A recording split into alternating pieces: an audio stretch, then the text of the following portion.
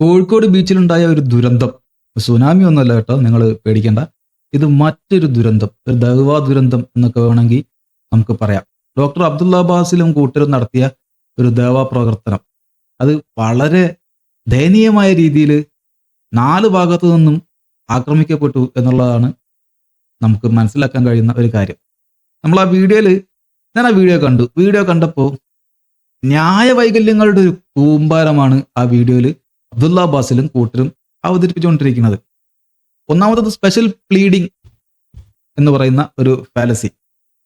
അതെന്താണെന്ന് നമുക്ക് ഈ വീഡിയോയിൽ വിശദീകരിക്കാം. ഫാൾസ് അനോളജി, തെറ്റായിട്ടുള്ള ഉപമകളിലൂടെ ആളുകളെ തെറ്റിദ്ധരിപ്പിക്കാനായിട്ട് ശ്രമിക്കുക. ഫാൾസ് ഡെലേമ, തെറ്റായ 2 ഓപ്ഷനുകൾ മാത്രം നൽകി അതിൽ നിന്ന് തിരഞ്ഞെടുക്കാനായിട്ട് ഈ ആളുകളെ പ്രേരിപ്പിക്കുന്ന ഒരു ന്യായവൈകല്യമാണ്. നമുക്ക് ആ ന്യായവൈകല്യങ്ങൾ, അതുപോലെ ടെക്സാസ് ഷാർപ്പ് ഷൂട്ടർ ഫാലസി, അതുപോലെ appeal to ignorance, circular reasoning പിന്നെ ഇവരുടെ ഒരു പൊതുവേ ഉള്ള ഒരു സ്വഭാവമാണ് സർക്കുലർ റീസണിങ്. വട്ടത്തിൽ കറങ്ങിക്കൊണ്ടിരിക്കുക. അള്ളാഹു ദൈവമാണ് എന്നാര് പറഞ്ഞു എന്ന് ഖുറാനിലുണ്ട്. ഖുറാനിൽ ആര് പറഞ്ഞു? ഖുറാനിൽ അള്ളാഹു പറഞ്ഞു. ഖുറാനിൽ അള്ളാഹു പറഞ്ഞു എന്ന് ആര് പറഞ്ഞു? മുഹമ്മദ് പറഞ്ഞു. ഇങ്ങനെ കിതാബിന് ചുറ്റും ഇങ്ങനെ കറങ്ങിക്കൊണ്ടിരിക്കുക. കിതാബാണ് തെളിവ്, ആര് പറഞ്ഞു? കിതാബിലുണ്ടല്ലോ. അള്ളാഹു ആണ് ദൈവം, ആര് പറഞ്ഞു? അള്ളാഹു പറഞ്ഞു. അള്ളാഹു എവിടെ പറഞ്ഞു? കിതാബിലുണ്ട്. ഈ കിതാബ് ആര് പറഞ്ഞു? അള്ളാഹു പറഞ്ഞതാണ്. എന്നാര് പറഞ്ഞു? അള്ളാഹു പറഞ്ഞു. അള്ളാഹു പറഞ്ഞു എന്നാര് പറഞ്ഞു? മുഹമ്മദ് പറഞ്ഞു. ഇങ്ങനെ കറങ്ങിക്കൊണ്ടിരിക്കുന്ന സർക്കുലർ റീസണിങ്, ഇത്തരത്തിലുള്ള ന്യായവൈകല്യങ്ങളുടെ ഒരു കൂമ്പാരമാണ് ഈ വീഡിയോയിലും കാണാനായിട്ട് പറ്റിയത്. വീഡിയോ കണ്ടുകൊണ്ട് തന്നെ നമുക്കൊന്ന് പ്രതികരിക്കാം. കേട്ടോ നോക്കാം.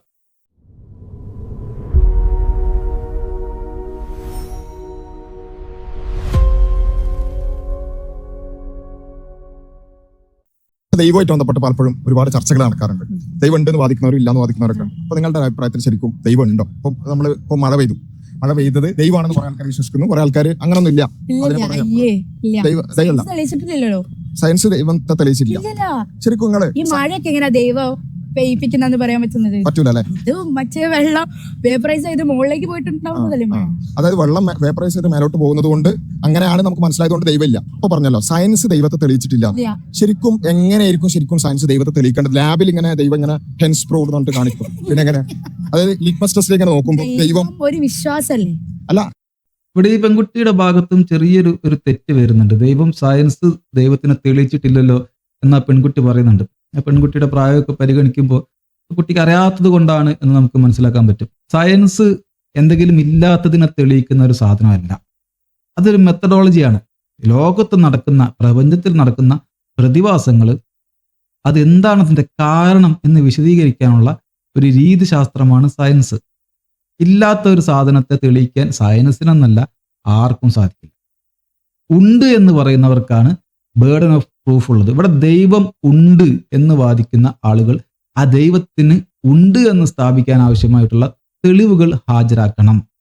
തെളിവുകൾ ഹാജരാക്കാൻ പറ്റുന്നില്ലെങ്കിൽ ആ ഒരു വിശ്വാസം എടുക്കാൻ പറ്റില്ല എന്നാണ് യുക്തിവാദികൾ പറയാറ്. അല്ലെങ്കിൽ സ്വതന്ത്ര ചിന്തകർ, ദൈവമില്ല എന്ന് വാദിക്കുന്നവർ യഥാർത്ഥത്തിൽ ദൈവമില്ല എന്നല്ല വാദിക്കുന്നത്, ദൈവമുണ്ട് എന്ന് ബോധ്യപ്പെടാനുള്ള തെളിവില്ല. ഈ വിശ്വാസികൾ എപ്പോഴും, ഈ ദേവാപ്രവർത്തകർ മിക്ക സമയത്തും ചെയ്യുന്ന ഒരു ഉഡായിപ്പാണത്.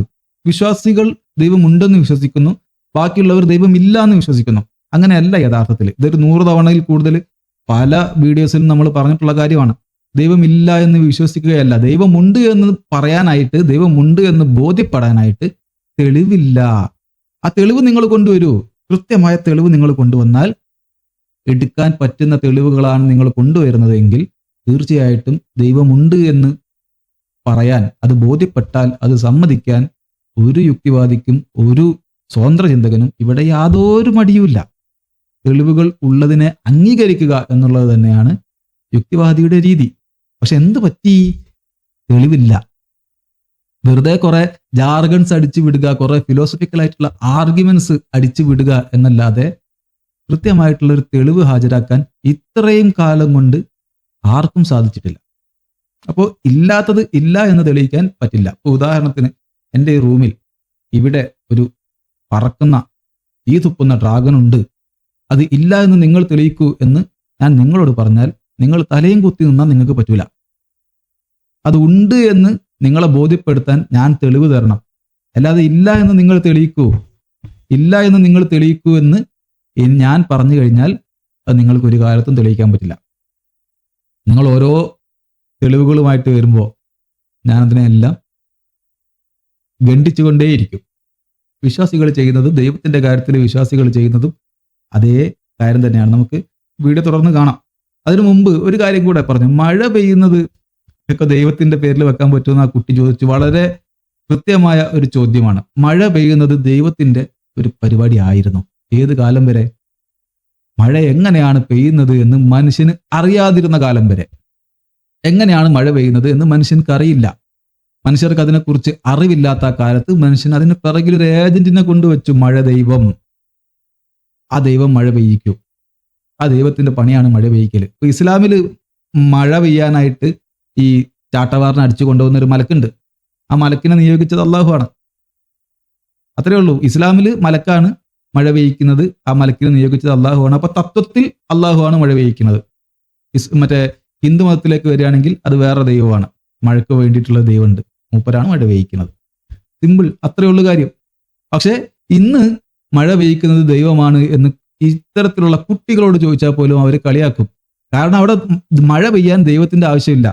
സൂര്യപ്രകാശമുണ്ട്, ചൂടേൽക്കുമ്പോൾ വെള്ളം വേപ്പറൈസ് ചെയ്ത് മുകളിലോട്ട് പോകുന്നു. അവിടെ നിന്ന് തണുത്ത് താഴോട്ട് മഴയായിട്ട് കാറ്റിന്റെ സഹായത്തോടെ പെയ്യുന്നു. ഇതിലെന്തിനാണ് ദൈവം? ഇതിലെവിടെയാണ് ദൈവത്തിന് ചീരി വെക്കേണ്ടത്? ഇതിൽ ദൈവത്തിന് തിരികെ വെക്കേണ്ട കാര്യമില്ല. കാരണം എന്താണ്? ദൈവം ഇല്ലാതെ തന്നെ, ദൈവം എന്ന് പറയുന്ന ഒരു എക്സ്ട്രാ ആയിട്ടുള്ള ഒരു ഏച്ചുകെട്ടൽ ഇല്ലാതെ തന്നെ മഴയെ വിശദീകരിക്കാൻ നമുക്ക് ഇന്ന് സാധിക്കും. അങ്ങനെ സാധിക്കാതിരുന്നൊരു കാലം ഉണ്ടായിരുന്നു. ആ സാധിക്കാതിരുന്ന കാലത്ത് ഇതേപോലെയുള്ള ഏജന്റ് സീക്കിംഗ് നടത്തി മനുഷ്യന്മാർ ദൈവത്തിനെ സ്ഥാപിച്ചെടുത്തതാണ് എന്നാണ് മനസ്സിലാക്കേണ്ട കാര്യം. മനസ്സിലാക്കുന്നവർ മനസ്സിലാക്കും, അതില്ലാത്തവർ നട്ടം തിരിയും. വീഡിയോ തുറന്ന് കാണാം. സയൻസിലൂടെ എങ്ങനെയായിരിക്കും ദൈവത്തെ തെളിയിക്കേണ്ടി വരിക? അല്ല, ഞാൻ ചോദിക്കുന്നത് എന്താ അറിയോ? വളരെ ഇപ്പൊ നമുക്ക് സയൻസിന്റെ കുറെ ടൂൾസ് ഉണ്ട്. മൈക്രോസ്കോപ്പ് ഉണ്ട്, ടെലസ്കോപ്പ് ഉണ്ട്. ഇപ്പൊ മൈക്രോസ്കോപ്പിലൂടെ നോക്കിയാൽ ദൈവത്തെ കാണണം. അങ്ങനെയൊന്നും അല്ല. പിന്നെ എങ്ങനെയാ ദൈവത്തിന്റെ ഡെഫിനിഷൻ ദൈവം സയൻസ്? ഓക്കെ, സയൻസ് എങ്ങനെ തെളിയിക്കേണ്ടത്? അതിനുള്ള മറുപടി ഇപ്പൊ നമ്മൾ നേരത്തെ പറഞ്ഞു കഴിഞ്ഞു. ഇല്ലാത്ത ഒന്നിനെ തെളിയിക്കുന്നത് സയൻസിന്റെ പണിയല്ല. ഇനി ഈ പുള്ളി ചോദിക്കുന്നത്, ഈ കണ്ണട വെച്ച ഇപ്പുറത്ത് നിൽക്കുന്ന ഈ കറുപ്പിട്ട പുള്ളി ചോദിക്കുന്നത് ദൈവത്തിന്റെ ഡെഫിനിഷനാണ്. ദൈവം ഉണ്ടെന്ന് പറയുന്നവരാണ് സുഹൃത്തെ ഡെഫിനിഷൻ തരേണ്ടത്. നിങ്ങൾ പറ, നിങ്ങളുടെ ദൈവത്തിന്റെ ഡെഫിനിഷൻ എന്താണ്? നിങ്ങളുടെ ദൈവത്തിന് എന്തെല്ലാം കഴിയും? അത് നിങ്ങൾ ഇങ്ങോട്ട് പറഞ്ഞതാ. എന്നിട്ട് അതിനുള്ള തെളിവുകളും താ. നിങ്ങളുടെ ദൈവം നിലനിൽക്കുന്നു എന്ന് തെളിയിക്കാൻ ആവശ്യമായ തെളിവുകളും താ. എന്നിട്ടല്ലേ പരിപാടി. അല്ലാതെ ദൈവമില്ല എന്ന് പറയുന്ന, ദൈവത്തിൽ വിശ്വസിക്കാനുള്ള തെളിവുകളില്ല എന്ന് പറയുന്ന ആളുകളോട് എന്താണ് ദൈവത്തിന്റെ ഡെഫിനിഷൻ എന്നൊക്കെ ചോദിക്കുന്നത് എന്തൊടങ്ങൊല്ലി ന്യായമാണ്? നോക്കാം എന്തായാലും പുള്ളി എന്താ പറയുന്നത്. ില്ലല്ലോ എന്ന് പറഞ്ഞു. ആ ദൈവത്തിന്റെ ഡെഫിനിഷൻ എന്താണ്? എന്തിനാണ് സയൻസ് തെളിയിക്കാത്തത്? അല്ലെങ്കിൽ എന്താണ്? രണ്ട് കാര്യമുണ്ട്. ഒന്ന് എന്താണ് സയൻസ്, ഒന്ന് എന്താണ് ഈ പറഞ്ഞ ദൈവം. ആ ഡെഫിനിഷൻ സയൻസ് എന്താണെന്ന് നമ്മൾ പറഞ്ഞല്ലോ. സയൻസ് എന്താണെന്ന് നമ്മൾ പറഞ്ഞു കഴിഞ്ഞു. ദൈവം എന്താണെന്ന് പറയേണ്ടത് ദൈവത്തിൽ വിശ്വസിക്കുന്ന, ദൈവമുണ്ട് എന്ന് വാദിക്കുന്ന ഈ ആളുകളാണ്. അവരത് പറയാത്തിടത്തോളം കാലം നമുക്കൊന്നും ചെയ്യാൻ പറ്റില്ല. അവരത് കൃത്യമായിട്ട് പറയണം. അവർ പറഞ്ഞപ്പോഴൊക്കെ നിങ്ങൾ ഈ പറയുന്ന ആട്രിബ്യൂട്ട്സ് ഉള്ള ദൈവങ്ങളൊന്നും തൽക്കാലം നിലവിലില്ല എന്ന് നമ്മൾ കൃത്യമായിട്ട് തെളിയിച്ചു കൊടുത്തിട്ടുണ്ട്. അല്ലെങ്കിൽ ദൈവം ഇന്ന സ്ഥലത്ത് ഇരിക്കുന്നു എന്ന് പറയണം. അവിടെ പോയി നോക്കാൻ പറ്റുവാണെങ്കിൽ അവിടെ പോയി നോക്കാം. അവിടെ പോയി നോക്കിയിട്ട് ഇവിടെ നിങ്ങൾ പറഞ്ഞ ദൈവം ഇല്ല എന്ന് കൃത്യമായിട്ട് പറയാൻ പറ്റും. അപ്പൊ ദൈവം അദൃശ്യനാന്ന് പറയൂട്ടോ, അത് വേറെ കേസ്. അദൃശ്യനായ ദൈവം എങ്ങനെ ഉണ്ടായി എന്ന് നിങ്ങൾക്ക് മനസ്സിലായി എന്ന് ചോദിച്ചാൽ അവിടെ പിന്നെ എങ്ങനെ കിടന്ന് വട്ടത്തിൽ കറങ്ങലായിരിക്കും. നോക്കാം. ഒരു ഡെഫിനിഷൻ കിട്ടി, പടച്ചവൻ. അപ്പൊ ആ പടച്ചവനാണ് നമ്മൾ ശരിക്കും ദൈവം എന്ന് പറയുന്നത്. എന്തെങ്കിലുമൊക്കെ ആവശ്യം വരുമ്പോ മൂപ്പരല്ലേ വിളിക്കാം. അങ്ങനെ എന്ന് വെച്ചാൽ എല്ലാത്തിനും സൃഷ്ടിച്ചൊരു പടച്ചവനുണ്ട്. നിങ്ങളിപ്പോ വിളിച്ചു പോയ ആ പടച്ചവനുണ്ടല്ലോ, ആ പടച്ചവനെ കുറിച്ചാണ് നമുക്ക് ശരിക്കും ദൈവം എന്ന് പറയുന്നത്. ആ ദൈവത്തിന്റെ ഒരു ബേസിക് ക്യാരക്ടറിസ്റ്റിക് ആയിട്ട് പ്രധാനമായിട്ട് പറയുന്നത് വെച്ചാൽ ആ ദൈവം പ്രപഞ്ചത്തിന് പുറത്താണ്. ശരിക്കും സയൻസ് എന്ത് പഠിക്കാനുള്ളതാ? നമ്മുടെ പ്രപഞ്ചത്തിന് ഉള്ളിലുള്ളതിന്. ദൈവം പ്രപഞ്ചത്തിന് പുറത്താണ് എന്ന് ഇവനോട് ആര് പറഞ്ഞു?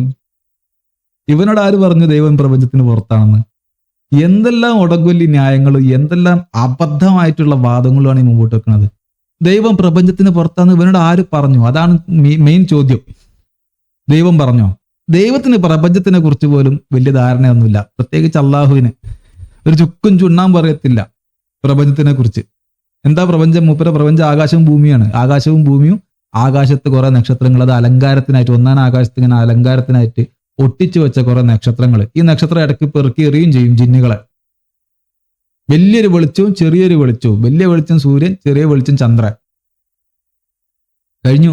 ഇതാണ് അള്ളാഹുവിന്റെ പ്രപഞ്ചം. അത് ആ ഭൂമി തന്നെ പരന്നതാ. പരന്ന ഭൂമി, ഒരു മേൽക്കൂര, വിടവില്ലാത്ത ആകാശം, ആകാശത്തിന് വാതിലുണ്ട്. ഈ ആകാശം ഉറച്ച കട്ടിയുള്ള പ്രതലമാണ്. ഈ പ്രതലത്തിൽ ജിന്നുകൾ ഇങ്ങനെ പറ്റിപ്പിടിച്ചിരിക്കും കട്ട് കേൾക്കാൻ വേണ്ടിയിട്ട്. ഈ കട്ട് കേൾക്കാൻ വേണ്ടി പറ്റിപ്പിടിച്ചിരിക്കുമ്പോൾ നക്ഷത്രം പെറുക്കി എറിയും. ഈ സൈസ് പ്രപഞ്ച വിജ്ഞാനവുമായിട്ട് നടക്കുന്ന അള്ളാഹു പ്രപഞ്ചത്തിന് പുറത്താണ് പോലും. എന്നാരും പറഞ്ഞു, ആരും പറഞ്ഞില്ല, ചുമ്മാ അങ്ങ് അടിച്ചു വിടുകയാണ് പ്രപഞ്ചത്തിന് പുറത്താന്ന്. നമ്മൾ പണ്ട് പറയാറില്ല, ഗോഡ് ഓഫ് ദ ഗ്യാപ്സ്. അത്രയേ ഉള്ളൂ കാര്യം. നോക്കാം. കുറിച്ച് പഠിക്കാനുള്ളതാണ്. അപ്പൊ നിങ്ങൾ ശരിക്കും സയൻസ് കൊണ്ട് ദൈവത്തെ തെളിയിച്ചിട്ടില്ലല്ലോ എന്ന് പറയുമ്പോൾ ശരിക്കും നിങ്ങൾ എന്താ പറയുന്നത്? ഈ പ്രപഞ്ചത്തിന് ഉള്ളിലുള്ളതിനെ കുറിച്ച്, അതായത് മെറ്റീരിയൽ വേൾഡിനെ കുറിച്ച് പഠിക്കാനുള്ള സയൻസ് കൊണ്ട് മെറ്റീരിയൽ വേൾഡിന്റെ പുറത്തുള്ള ദൈവത്തെ തെളിയിച്ചിട്ടില്ലല്ലോ. അതെ. മെറ്റീരിയൽ വേൾഡിനുള്ള പുറത്ത് ഒരു ദൈവം ഉണ്ടെന്ന് ഇവൻ എങ്ങനെ മനസ്സിലാക്കി? എനിക്ക് അതിലാണ് അതിശയം. പ്രപഞ്ചത്തിന് പുറത്ത് എന്ന് പറയുന്നത് ആ സംബന്ധമാണ്. അങ്ങനെ ഒരു സംഭവം ഇല്ല പ്രപഞ്ചത്തിന് പുറത്ത്. അതെന്താണ് ആ സാധനം? പ്രപഞ്ചം എന്താണോ ഉള്ളത് അതാണ് പ്രപഞ്ചം. അതിന്റെ പുറത്ത് എവിടെ? എന്താണ് ഈ പറഞ്ഞുകൊണ്ടിരിക്കണമെന്ന് യാതൊരു ധാരണയില്ല. പ്രപഞ്ചത്തിന്റെ പുറത്ത് അത് എവിടെയാണത്? പ്രപഞ്ചത്തിന്റെ പുറത്ത്. ഇപ്പൊ ഭൂമിക്ക് പുറത്ത് എന്ന് പറഞ്ഞാൽ അതിനൊരു ഒരു ഒരു ഒരു ഒരു മര്യാദയുണ്ട്. ഭൂമിക്ക് പുറത്ത് എവിടെയാവാം? ചന്ദ്രനിലാവാം, ചൊവ്വയിലാകാം, ശുക്രനിലാകാം, അല്ലെ? അല്ലെങ്കിൽ നമ്മുടെ സൗരയൂഥത്തിന് പുറത്ത് എന്ന് പറഞ്ഞാലും ഒരു മര്യാദയുണ്ട്. പ്രപഞ്ചത്തിന് പുറത്ത് എന്ന് പറയുമ്പോൾ എന്താണ്? ഈ പ്രപഞ്ചത്തിന് പുറത്ത് എന്താണ്? അങ്ങനെ ഒന്നില്ല. എന്താണോ ഉള്ളത് അതെല്ലാം പ്രപഞ്ചമാണ്, പ്രപഞ്ചത്തിന്റെ ഭാഗമാണ്. പ്രപഞ്ചത്തിന് പുറത്ത് എന്ന് പറയുന്നത് ഒരു വിദണ്ഡവാദമാണ്. പ്രപഞ്ചത്തിന് പുറത്ത് ഈ ദൈവം അടയിരിക്കുന്നു എന്ന് ഇവനോട് ആര് പറഞ്ഞു? ആരും പറഞ്ഞില്ല. ഇവനെങ്ങനെ തോന്നി? ഇവനങ്ങ് അടിച്ചു വിടുകയാണ്. കാരണം പ്രപഞ്ചത്തിന്റെ ഉള്ളിലാണ് ദൈവം ഇരിക്കുന്നത് എന്ന് പറഞ്ഞു കഴിഞ്ഞാൽ തെളിയിക്കാനുള്ള ബാധ്യത വരും. ഇത് സ്പെഷ്യൽ പ്ലീഡിംഗ് എന്ന് പറയുന്ന ഒരു ഫാലസിയാണ്. എല്ലാ തരത്തിലുമുള്ള ഈ ബാധ്യതകളിൽ നിന്ന് ദൈവത്തിനെ ഒഴിവാക്കി നിർത്തുക. പ്രപഞ്ചത്തിനകത്താണ് ദൈവം എന്ന് വരുമ്പോൾ ഈ ദൈവത്തിനെ തെളിയിക്കാനുള്ള ഒരു ബാധ്യത വരും, തെളിവ് കൊടുക്കാനുള്ള ഒരു ബാധ്യത വരും, ബേർഡൻ ഓഫ് പ്രൂഫ് വരും. അപ്പൊ അതെല്ലാം ഒഴിവാക്കാനായിട്ട് ദൈവത്തിനെ ചാക്കി കെട്ടിയിട്ട് ഹൊയ് ഹൊയ് എന്ന് പറഞ്ഞ് കൊണ്ടുപോയിട്ട് പ്രപഞ്ചത്തിന്റെ പുറത്ത് സ്ഥാപിക്കുകയാണ് ഇവർ ചെയ്യുന്നത്. പ്രപഞ്ചത്തിന് പുറത്താകുമ്പോൾ പ്രപഞ്ചിക നിയമങ്ങൾ ബാധകമാവില്ല. ഏത്? പ്രപഞ്ചത്തിനകത്താണെന്ന് വരുമ്പോഴാണ് പ്രാപഞ്ചിക നിയമങ്ങൾക്ക് ബാധകമാകുക. ഇവിടെ എന്ത് സംഭവിക്കൂല? പ്രാപഞ്ചിക നിയമങ്ങൾക്ക് ബാധ്യത ഇല്ല, ബാധകമാവില്ല. അങ്ങനെ ബാധകമാവാത്തതുകൊണ്ട് അങ്ങനെ തെളിയിക്കേണ്ട കാര്യമില്ല എന്ന് പറയുന്ന നിസ്സാരമായിട്ടുള്ള ഒരു വിദണ്ഡവാദം, ഒരു ഉഡായിപ്പ് വാദമാണ് യഥാർത്ഥത്തിൽ ഈ പ്രപഞ്ചത്തിന് പുറത്തുള്ള ദൈവം എന്ന് പറയുന്നത്. നോക്കാം. അപ്പൊ അതിലെന്തോ ഒരു പ്രശ്നമില്ലേ? മെറ്റൽ ഡിറ്റക്ടർ വെച്ച് പ്ലാസ്റ്റിക് ഡിറ്റക്ട് ചെയ്യുന്നില്ലല്ലോ എന്നുള്ളതാണ് നിങ്ങൾ ചോദിച്ചത്. അതായത് ട്രെയിൻ എന്തുകൊണ്ട് പറക്കുന്നില്ല എന്ന് ചോദിക്കുന്നത് എന്ന് വെച്ചാൽ സയൻസിന് ഒരു മേഖല ഉണ്ട്. അതെന്താ? Material world. നമ്മൾ സയൻസിന്റെ ഏത് എക്സ്പെരിമെന്റ്സ് ഒക്കെ എടുത്ത് നോക്കാണ്, മൈക്രോസ്കോപ്പ്, ടെലസ്കോപ്പ്, ഇതൊക്കെ എന്തിനു വേണ്ടിയിട്ടാണ്? മെറ്റീരിയൽ വേൾഡിനെ ഒബ്സർവ് ചെയ്യാനുള്ളതാണ്. പക്ഷെ നമ്മൾ പറയുന്ന ദൈവം, നിങ്ങൾ നേരത്തെ വിളിച്ച ആ പടച്ചോനുണ്ടല്ലോ, ആ പടച്ചോൻ എന്ന് പറഞ്ഞാൽ ഈ മെറ്റീരിയൽ വേൾഡിന്റെ ഉള്ളിലുള്ളതാണെങ്കിൽ അത് പടച്ചോനാവില്ല. നിങ്ങളൊന്ന് ആലോചിക്കുക, ഏതെങ്കിലും ഭൂമി അല്ലെങ്കിൽ സൂര്യൻ, ചന്ദ്രൻ, ഇതൊക്കെ ദൈവമാവുകയാണെന്നുണ്ടെങ്കിൽ അത് നമുക്ക് അംഗീകരിക്കാൻ പറ്റൂല, അല്ലെ? സൂര്യനെയും ചന്ദ്രനെയും എല്ലാം അംഗീകരിക്കാൻ പറ്റില്ല. അംഗീകരിച്ച എന്താ കുഴപ്പം? അംഗീകരിച്ച എന്താ കുഴപ്പന്റെ വാസിലൊന്ന് പറഞ്ഞാൽ നീ കേൾക്കട്ടെ. എന്താ കുഴപ്പം? ഭൂമിക്ക് അല്ലെങ്കിൽ ഈ ഭൂമിയുടെ പുറത്ത് ചന്ദ്രനിൽ ഒരു ദൈവം സ്ഥിതി ചെയ്യുന്നു. എന്താ അത് അംഗീകരിക്കാൻ ബുദ്ധിമുട്ട്? നിനക്ക് അംഗീകരിക്കാൻ ബുദ്ധിമുട്ടുണ്ടാകും. കാരണം അങ്ങനെ ഒരു വാദം വെച്ച് കഴിയുമ്പോൾ തെളിവ് കൊടുക്കേണ്ടി വരും. ചന്ദ്രനിലേക്ക് ഇപ്പൊ മനുഷ്യന് പോയി വരാൻ പറ്റും, അല്ലെങ്കിൽ വാഹനമെങ്കിലും വിടാൻ പറ്റും. ഒരു 10-20 ക്യാമറ ഒക്കെ ഫിറ്റ് ഒരു വാഹനം വിട്ട് കഴിഞ്ഞാൽ എവിടെടാ നിന്റെ ദൈവം എന്ന് ചോദിച്ചാൽ ബബ്ബ അടിച്ചു പോകും. അതുകൊണ്ടാണ് നിങ്ങൾക്ക് അംഗീകരിക്കാൻ പറ്റാത്തത്. പക്ഷെ ഈ ഭൂമിക്ക് വെളിയിൽ ദൈവം ഉണ്ടെന്നൊക്കെ വിശ്വസിക്കുന്ന കുറെ ആൾക്കാരുണ്ട്. അവരംഗീകരിച്ചോളും. നിന്റെ അംഗീകാരം ആർക്ക് വേണം? നീ ആദ്യം പ്രപഞ്ചത്തിന് പുറത്തുള്ള ദൈവം ഉണ്ട് എന്നുള്ളതിന് തെളിവ് വെക്ക്. ഒരു തെളിവ് നിനക്ക് വെക്കാൻ പറ്റില്ല എന്നുള്ളതാണ് വസ്തുത. കേട്ടോക്കട്ടെ എന്തൊക്കെയാ പറയണെന്ന്. സൃഷ്ടിച്ച ഇതിന്റെ ഒക്കെ പ്രപഞ്ചത്തിനൊക്കെ പുറത്തുള്ള ഒരു പടച്ചോനെ കുറിച്ചാണ് നമ്മൾ പറയുന്നത്. അത് ഒരിക്കലും എന്ത് ചെയ്യാൻ പറ്റൂല. നമുക്ക് സയൻസ് എന്ന് പറയുന്ന മെറ്റീരിയൽ വേൾഡ് മനസ്സിലാവണ്ടേ? അപ്പൊ ആ സയൻസ് എന്ന് പറഞ്ഞ മെറ്റീരിയൽ വേൾഡ് ഉള്ളതിനെ കുറിച്ച് പഠിക്കാനുള്ള സയൻസ് കൊണ്ട് നമുക്ക് എന്ത് ചെയ്യാൻ പറ്റൂല. അത് പ്രൂവ് ചെയ്യാനോ ഡിസ്പ്രൂവ് ചെയ്യാനോ പറ്റൂല അല്ലെ. അപ്പൊ ശരിക്കും സയൻസ് കൊണ്ട് ദൈവത്തെ തെളിയിക്കണം എന്ന് പറയും. പറഞ്ഞു വന്നത് സയൻസ് തെളിയിക്കാതെ ദൈവത്തെ വിശ്വസിക്കുമെന്ന് പറഞ്ഞാൽ കലകാലം അപ്പൊ തെളിയിച്ചിട്ടില്ലാന്നാ പറഞ്ഞത്. സയൻസ് ദൈവത്തെ തെളിയിക്കാനുള്ളതല്ല. ഈ സാധനം ഒരു കാറ്റഗറി എറർ വാദമാണ്, ഫാലസി. കാറ്റഗറി എറർ എന്ന് പറയുന്ന ഒരു ഫാലസിയാണ്. ഈ വാദത്തിന്റെ ചുരുക്കം എന്താണെന്ന് നോക്കി കഴിഞ്ഞാൽ, സയൻസ് എന്നത് മെറ്റീരിയൽ വേൾഡിനെ പഠിക്കാനുള്ളതാണ്, ഭൗതിക പ്രപഞ്ചത്തെ പഠിക്കാനുള്ളതാണ് സയൻസ്. നേരത്തെ പറഞ്ഞ മൈക്രോസ്കോപ്പ്, ടെലസ്കോപ്പ് തുടങ്ങിയിട്ടുള്ള സാധനങ്ങളൊക്കെ അതിനുള്ളതാണ്. ദൈവം പ്രപഞ്ചത്തിന് പുറത്തുള്ളവനാണ്, അതായത് ബിയോണ്ട് അല്ലെങ്കിൽ ദ ഔട്ട്സൈഡ് ഓഫ് ദ പ്രപഞ്ചം. ഔട്ട്സൈഡ് ഓഫ് ദ പ്രപഞ്ചമാണ് ദൈവത്തിന്റെ വാസസ്ഥലം. അതുകൊണ്ട് സയൻസിന്റെ ടൂൾ ഉപയോഗിച്ച് കണ്ടെത്താൻ പറ്റില്ല. മറ്റേ പുള്ളി പറഞ്ഞ പോലെ പ്ലാസ്റ്റിക് മെറ്റൽ ഡിറ്റക്ടർ ഉപയോഗിച്ച് പ്ലാസ്റ്റിക് കണ്ടെത്താൻ പറ്റില്ല എന്നുള്ളത് പോലെ തന്നെ, അല്ലെങ്കിൽ ട്രെയിന് പറക്കാത്തത് എന്ത് എന്ന് ചോദിക്കുന്നത് പോലെയുള്ള യുക്തി കേടാണ് ദൈവത്തെ തിരയണത്, സയൻസ് ഉപയോഗിച്ച് തിരയണമെന്നൊക്കെയാണ് വാദം.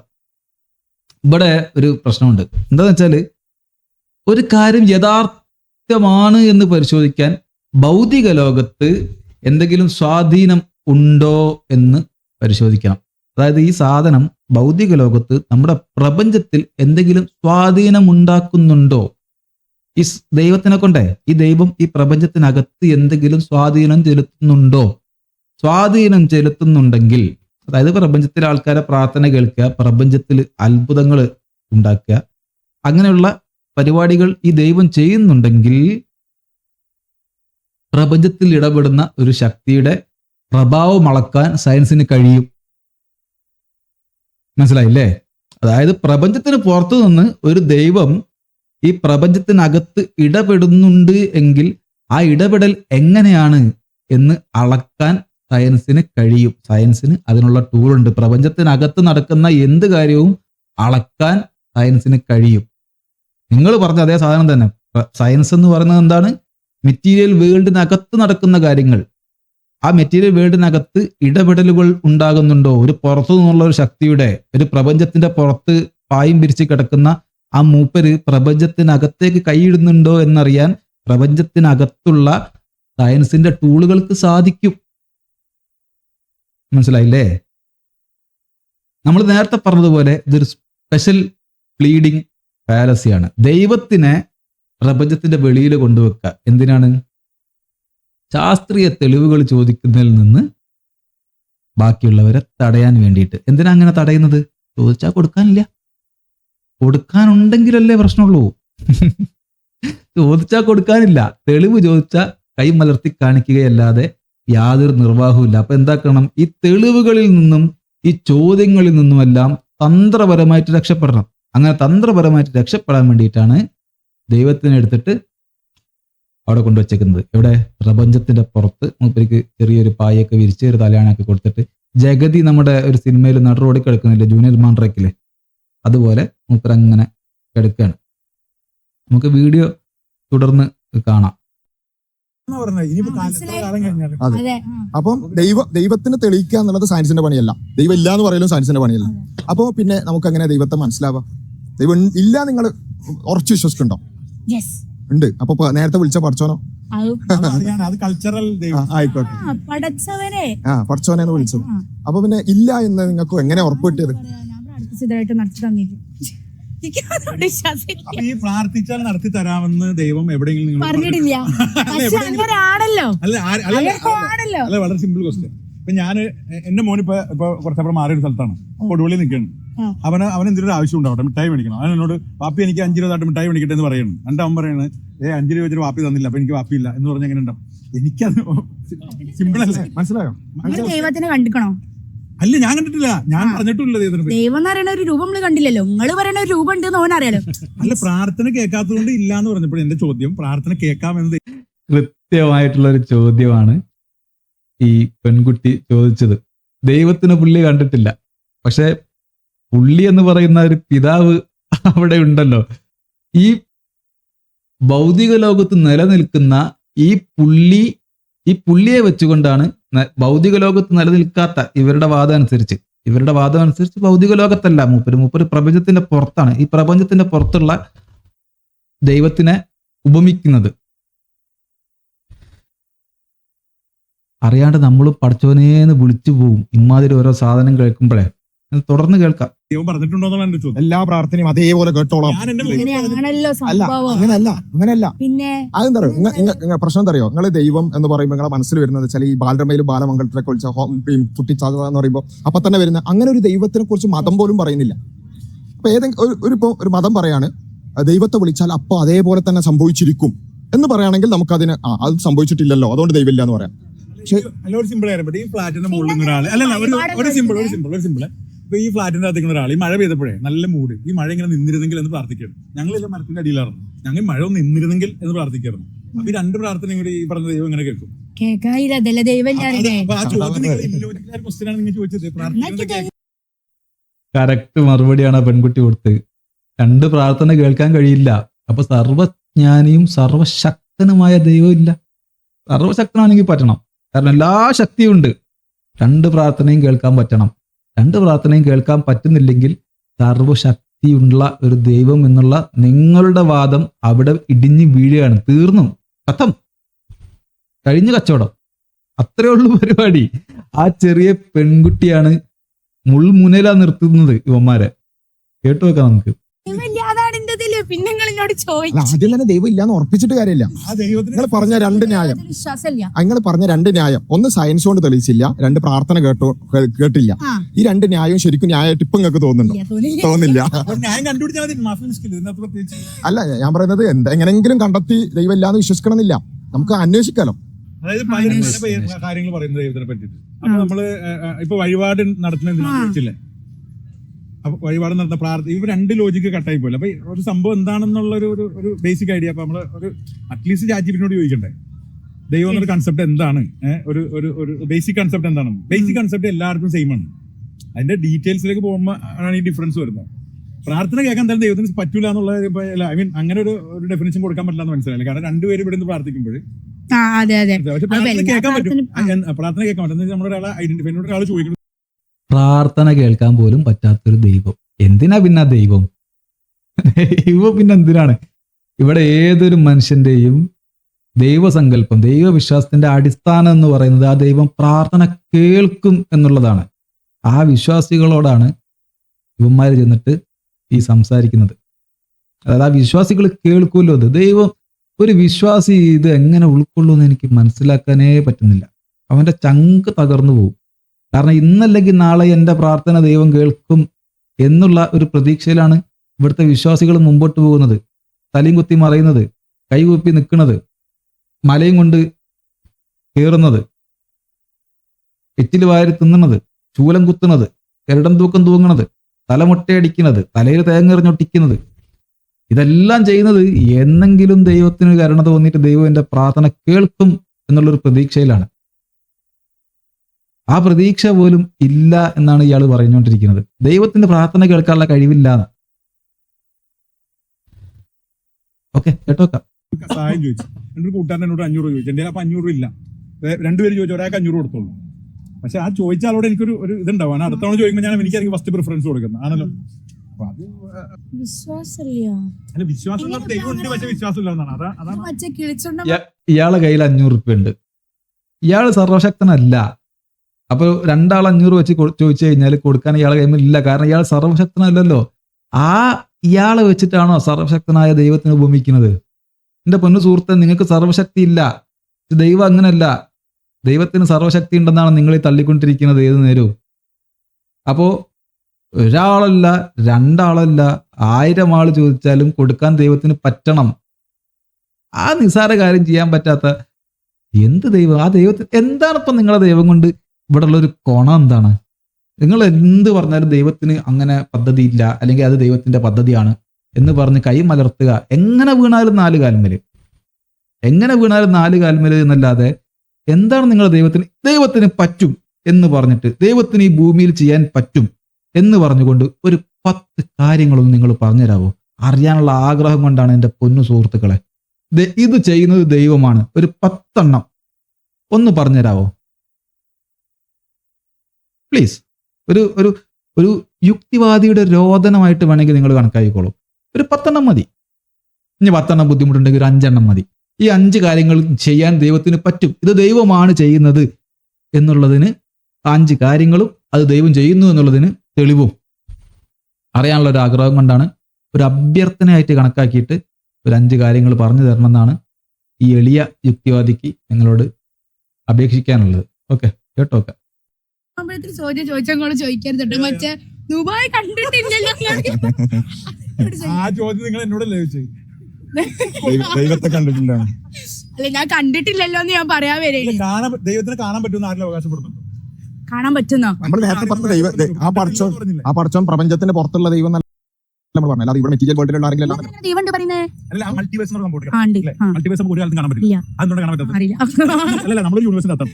യൂണിവേഴ്സ് വേറെ യൂണിവേഴ്സാണ്. അപ്പൊ നമുക്കത് കാണാൻ പറ്റില്ല. മൾട്ടിവേഴ്സ് ഉണ്ടെന്നൊക്കെ ഇയാൾക്കാരാ പറഞ്ഞു കൊടുത്ത കുറച്ചനെ? എനിക്ക് മനസ്സിലാവില്ലല്ലോ. ഇയാൾ കണ്ടുപിടിച്ചു, ഇയാൾ മൾട്ടിവേഴ്സ് കണ്ടുപിടിച്ച സയന്റിസ്റ്റ് ആണോ? നമുക്കിപ്പോൾ യൂണിവേഴ്സിനെ കുറിച്ച് തന്നെ നമുക്ക് കാര്യമായിട്ട് അറിയില്ല. മൾട്ടിവേഴ്സ് ഉണ്ടാകാം, ഉണ്ടാവാതിരിക്കാം, അറിയില്ല. ഉണ്ട് എന്നാണ് മൂപ്പര് പറഞ്ഞുകൊണ്ടിരിക്കുന്നത്. നമ്മൾ യൂണിവേഴ്സിനെ കുറിച്ച് തന്നെ നമ്മൾ പൂർണ്ണമായിട്ടും പഠിച്ചു കഴിഞ്ഞിട്ടില്ല. അപ്പോഴാണ് മൂപ്പര് പറയുന്നത് മൾട്ടിവേഴ്സ് ഉണ്ടല്ലോ, നമുക്കത് കാണാൻ പറ്റില്ലല്ലോ. അപ്പൊ മൾട്ടിവേഴ്സ് ഇല്ലേ? ഇത് പണ്ട് ആ കുട്ടി ചോദിച്ച ചോദ്യം തന്നെ, ദുബായ് കണ്ടിക്കണോ? ഇല്ല. അപ്പൊ ദുബായ് ഇല്ലേ എന്ന് വെച്ചില്ലേ? ആ സാധനം തന്നെ അത്. എന്താ ചെയ്യാ? പക്ഷേ മൾട്ടിവേഴ്സ് ഉണ്ടെന്ന് തെളിയിക്കുന്ന കുറച്ച് ആർഗ്യുമെന്റുകൾ എനിക്ക് വെക്കാൻ പറ്റും അല്ലേ? അപ്പൊ എനിക്ക് മൾട്ടിവേഴ്സ് ഒരിക്കലും കാണാൻ പറ്റില്ല. ഞാൻ എനിക്ക് മൾട്ടിവേഴ്സ് കാണാൻ പറ്റില്ല എന്ന് വെച്ചാൽ മൾട്ടിവേഴ്സ് ഇല്ലാന്ന് പറയാൻ പറ്റില്ലല്ലോ. അപ്പൊ ഈ മേഖല വേറെയാണ്. അതായത് മറ്റേ മേഖല എന്ന് പറഞ്ഞാൽ സയൻസിന്റെ മേഖല, ഇത് വേറെ മേഖലയാണ് നമ്മൾ ഉദ്ദേശിച്ചത്. അപ്പൊ ഇത് വളരെ സിമ്പിൾ ആണ്. ചാറ്റ് അടിക്കാം, ഒരു ടീം വന്നിട്ട് ഇങ്ങനെ കഥ പറഞ്ഞു വോയിസ് ഇട്ടാൽ മതി. നമ്മൾ ഇന്ന ചോദ്യം ചോദിച്ചു. അല്ല, ഞാൻ 2 സ്ഥലത്ത് ട്രാപ്പായ എനിക്ക് ശക്തമായ ആർഗ്യുമെന്റ് വേണം എന്ന് പറയാം. അപ്പൊ ഒരു ആർഗ്യുമെന്റ് തരുമല്ലോ. അപ്പൊ തിരിച്ചു ചോദിച്ചു, ചാജിബിനോട് ദൈവം ഉണ്ടോ എന്താ പറയാ? ദൈവം ഉണ്ടെന്നല്ല ചോദിക്കണ്ടേ? ദൈവത്തിന്റെ ഡെഫിനിഷൻ എന്താണ്? സയൻസിന്റെ ഡെഫിനിഷൻ എന്താണ്? ഒരു സാധനം എന്തായാലും ഒന്നല്ലോ. ദൈവം ഒരേ സമയം ദൈവം ഉണ്ടാവുകയും ഇല്ലാതിരിക്കുകയും ചെയ്യില്ലല്ലോ. അതായത് ഒന്നിലും ദൈവം അല്ലെങ്കിൽ ദൈവമില്ല. അപ്പൊ നമ്മുടെ രണ്ടിൽ ഒരാൾ പറയുന്നത് തെറ്റാണ് അല്ലെ? നമ്മൾ 2 പേരിൽ ഒരാൾ പറയുന്നത് തെറ്റാണ്. ഞാൻ പറയുന്നത് ശരിയാണെന്നല്ല പറയുന്നത്. ഞാൻ ദൈവം ഉണ്ടെന്നല്ല പറയുന്നത്. ഞാൻ പറഞ്ഞ ഡെഫിനിഷൻ ഇല്ലാതെ നമുക്ക് സംസാരിക്കാം. 2 ഡെഫിനിഷൻ തെറ്റാണ്. തെറ്റിന്റെ സെൻസ് ആ ഒരു ഡെഫിനിഷൻ സൂട്ട് ആവില്ല. കാരണം ഒരു സംഭവം സൃഷ്ടിച്ചത് എന്നല്ലാതെ അതിന് പുറത്തായിരിക്കണമല്ലോ. പ്രളയം വന്നപ്പോ എത്ര മനുഷ്യന്മാര് മരിച്ചു? ദൈവം ഉണ്ടെങ്കിൽ ഇതൊക്കെ ദൈവം ഉണ്ടെങ്കിൽ നടക്കുമോ? ഒന്നുമില്ലെങ്കിൽ ഞാൻ വീട്ടിലിരിക്കണം. എന്റെ വീട്ടിൽ ഞാൻ പൂട്ടിയിട്ടിരിക്കണം. എന്നാലും ഞാൻ മരിക്കും. ക്രൂരമായ ഒരു മരണം ഉണ്ടല്ലോ. മരണം ഉണ്ടെങ്കിൽ ദൈവം ഇല്ല എന്നുള്ളതാണ് ബേസിക്കലി ക്വസ്റ്റ്യൻ. ഞാൻ പറഞ്ഞ ക്വസ്റ്റ്യൻ ഫോർമുലേറ്റ് ചെയ്യാമെന്ന് ചോദിക്കണം. ഒന്നുകൂടി റീഫോർമുലേറ്റ് ചെയ്യാമോ ആ ക്വസ്റ്റ്യൻ? ഞാൻ ചോദിച്ചത് എന്താ അറിയോ, ഈ നാച്ചുറൽ ഡിസാസ്റ്റേഴ്സ് ഒക്കെ വരുന്നില്ലേ? അതിനെപ്പറ്റി ഞാൻ പറഞ്ഞ ചോദ്യത്തിന് ഞാൻ കട്ട് ചെയ്തല്ല. എനിക്ക് മനസ്സിലായി. ഞാൻ പറഞ്ഞത് അതായത്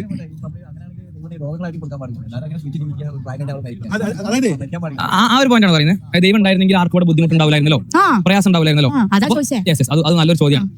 അപ്പൊ അങ്ങനെയാണെങ്കിൽ ദൈവം ഉണ്ടെങ്കിൽ ഇവിടെ ബുദ്ധിമുട്ടുണ്ടാവാൻ പാടില്ല, പ്രയാസം ഉണ്ടാവാൻ പാടില്ല. അപ്പൊ അതിനർത്ഥം ദൈവം അങ്ങനെ പറഞ്ഞിട്ടുണ്ടോ? നിങ്ങൾക്ക് ആർക്ക് ബുദ്ധിമുട്ടില്ല? അല്ല, ഓക്കെ, ഫൈൻ. നമ്മളിപ്പോ വരുന്ന പോയിന്റ് നേരത്തെ ഫസ്റ്റ് വെച്ചില്ലേ, ദൈവം ഇല്ലാന്ന് പറഞ്ഞല്ലോ. അതിന്റെ റീസൺ എന്തായിരുന്നു? അതിന്റെ തെളിവ് എന്തായിരുന്നു? ഞാൻ നേരത്തെ അവരോട് പറഞ്ഞു. അല്ല, ഞാൻ ചർച്ച കേട്ടിരുന്നു. ആക്ച്വലി നമുക്കിപ്പോ ആദ്യം പറഞ്ഞ കാര്യങ്ങളൊന്നും നിൽക്കാത്തതുകൊണ്ടാണ് ലാസ്റ്റ് ഇവിടെ പറഞ്ഞത് ദൈവം ഉണ്ടായിരുന്നെങ്കിൽ ഇവിടെ പ്രയാസങ്ങൾ ഉണ്ടാവില്ലായിരുന്നു. ഓക്കെ, നല്ലൊരു പ്രസ്താവന. അതാണ് ലാസ്റ്റ് നിൽക്കുന്ന പോയിന്റ്. ദൈവം ഉണ്ടായിരുന്നെങ്കിൽ ഇവിടെ പ്രയാസം ഉണ്ടാവില്ലായിരുന്നു. അത് നമ്മൾ എങ്ങനെ പറയാം? ഒരു സാധനം ഉണ്ട്, അതിന്റെ ഭാഗമായിട്ട് നിർബന്ധമായിട്ടും വേറൊന്ന് വരുന്നുവെങ്കിൽ അങ്ങനെ നമുക്ക് പറയാം. ദൈവം ഉണ്ടായിരുന്നെങ്കിൽ ഇവിടെ എല്ലാവർക്കും സുഖമാവണമായിരുന്നു അല്ലെങ്കിൽ പറഞ്ഞു. അങ്ങനെ ദൈവം പറഞ്ഞിരുന്നെങ്കിൽ ഓക്കെ. ദൈവം ഒന്നും പറഞ്ഞിട്ടില്ലല്ലോ. അല്ല, ദൈവം ശരിക്കും നമ്മള് ദൈവം ഒന്നും പറഞ്ഞിട്ടില്ല. പിന്നെ എന്തിനാ ദൈവത്തെ വിളിക്കാൻ പോകുന്നേ? അല്ല, എന്താ വിശ്വാസം മനസ്സിലാക്കുന്ന ദൈവം? വിശ്വാസികൾ മനസ്സിലാക്കുന്ന ദൈവം എന്താ? ഇവർക്ക് എന്തെങ്കിലും സഹായം വേണമെങ്കിലോ ഒരു എന്തിനെങ്കിലോ നേരെ വിളിക്കൂ. അതേ ഉള്ളൂ. ഒന്നും ചെയ്തിട്ടില്ല, വെറുതെ കുറെ പൈസ കൊണ്ടിട്ടു, കുറെ വഴിപാട് ചെയ്യൂ, വെറുതെ. വളരെ ശരി. ഈ ദൈവത്തെ നമ്മൾ അംഗീകരിക്കാൻ പാടില്ല, ഇങ്ങനെ ദൈവത്തെ അംഗീകരിക്കാൻ പാടില്ല. വെറുതെ എന്തെങ്കിലും ആവശ്യം ഉണ്ടാകും പോയി വഴിപാടുക അല്ലെങ്കിൽ പൈസ കൊടുക്കുക, അങ്ങോട്ട് നടക്കുന്നില്ല. നമ്മളൊപ്പം ഒരേ നമ്മൾ അംഗീകരിച്ചു, അങ്ങനത്തെ ദൈവമില്ല. നമ്മൾ പറയുന്ന ദൈവം എന്താ? നേരത്തോടെ പറഞ്ഞല്ലോ, നമ്മൾ പറയുന്ന ദൈവം എന്ന് പറഞ്ഞാൽ ഈ കാണുന്ന എല്ലാത്തിനും ഒരു വ്യവസ്ഥ കാണാൻ പറ്റും. മനുഷ്യരെ എടുത്ത് നോക്കിയാൽ 37 ലക്ഷം കോടി കോശം കാണാൻ പറ്റും. ഇവിടെ എല്ലാ ചെങ്ങായ, എന്റെ ദൈവം ഇതൊന്നും പറഞ്ഞില്ലല്ലോ. എന്റെ ദൈവം ഇനി എന്തൊക്കെയോ ചെയ്തോട്ടെ, എന്റെ ദൈവം ദുരിതങ്ങൾ ഇല്ലാണ്ടാക്കുമെന്ന് പറഞ്ഞിട്ടില്ല, രോഗങ്ങളില്ലാത്ത അവസ്ഥ ഉണ്ടാകുമെന്ന് പറഞ്ഞിട്ടില്ല, പ്രാർത്ഥിച്ചാൽ കേൾക്കുമെന്ന് പറഞ്ഞിട്ടില്ല. ആ ദൈവം, അതേ ഗുണമുള്ള ദൈവം തന്നെയല്ലേ ആ കുട്ടിയുടെ ദൈവവും. ആ കുട്ടി തന്നെ പറയണേ, പ്രാർത്ഥിച്ചാൽ കേൾക്കുന്നില്ല, കുറെ പൈസ ഇട്ടാളിന്, പ്രാർത്ഥന ഫലിക്കുന്നില്ല, അതുകൊണ്ട് വിശ്വസിക്കുന്നില്ല. നിന്റെ ദൈവം അത് തന്നെയല്ലേ ചെയ്യണത്. നിന്റെ ദൈവം പ്രാർത്ഥന കേൾക്കുവോ? ഇല്ല എന്നാണ് നേരത്തെ പറഞ്ഞത്. പ്രാർത്ഥന കേൾക്കുമെന്ന് പറഞ്ഞിട്ടില്ല. കാരണം 2 ആൾക്കാർ പ്രാർത്ഥിച്ചാൽ പ്രശ്നമാവും, അതിനുള്ള ശക്തി നമ്മൾ ദൈവത്തിനില്ല എന്ന് പറഞ്ഞത്. പിന്നെന്താണ്?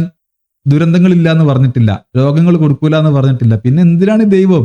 ആ കുട്ടി ചോദിച്ച കൃത്യമായ ചോദ്യമല്ലേ. നീ ഒന്നും കൂടി ഉരുള് നോക്കട്ടെ.